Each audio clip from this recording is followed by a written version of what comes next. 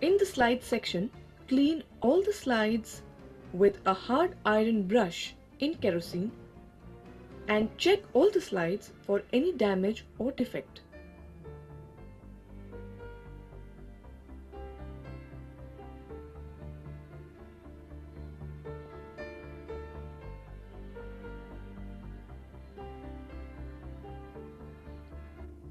Then dry the slides with a clean dry cloth.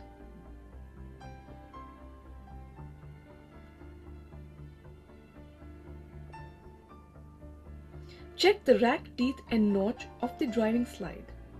If it is worn out, replace the slide.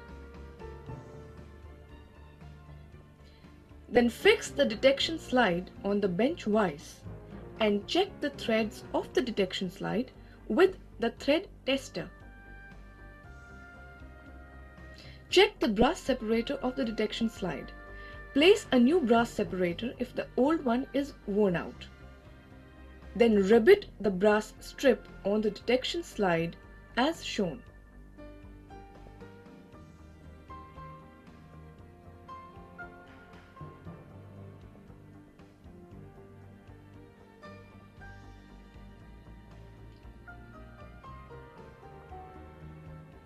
Then file the brass separator so that any burr or any extra projection left over due to riveting may be removed.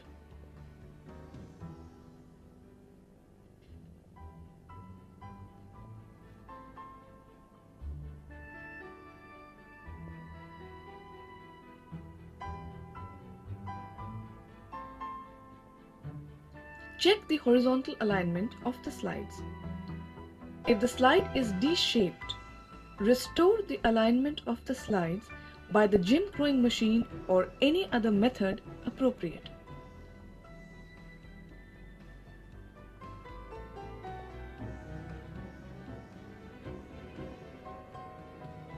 The horizontal alignment of the slides should be like this.